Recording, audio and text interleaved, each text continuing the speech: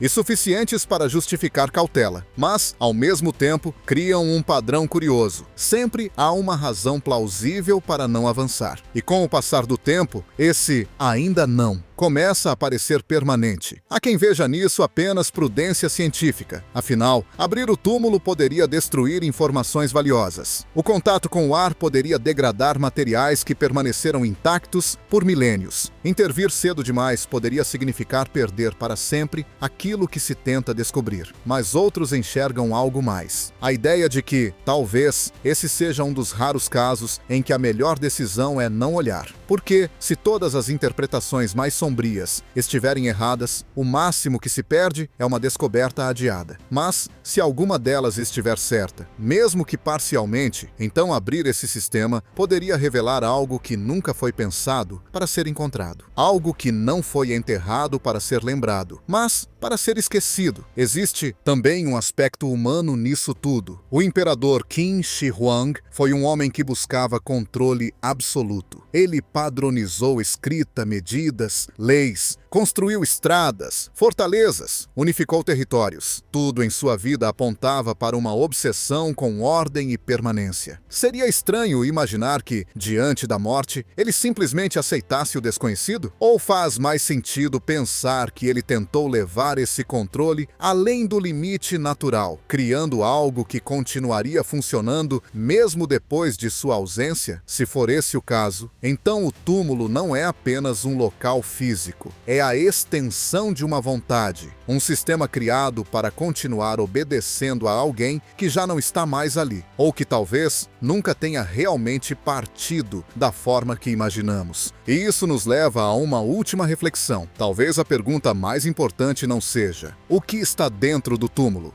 mas sim por que ele ainda está fechado. Porque, em um mundo onde praticamente tudo acaba sendo explorado, documentado e compreendido, esse lugar permanece como uma exceção. Um ponto cego na história, um espaço onde conhecimento, risco e escolha se encontram. E enquanto ele continuar fechado, continuará existindo em duas versões ao mesmo tempo. Na primeira, é apenas uma tumba extraordinária, aguardando o momento certo para ser aberta com segurança. Na segunda, é algo completamente diferente, algo que foi projetado para nunca ser revelado, porque o próprio ato de revelar seria um erro. Talvez nunca saibamos qual dessas versões é a verdadeira, ou talvez, no momento em que finalmente tentarmos descobrir, já seja tarde demais. Se quiser, posso continuar com um tom ainda mais intenso ou transformar isso num roteiro completo para vídeo.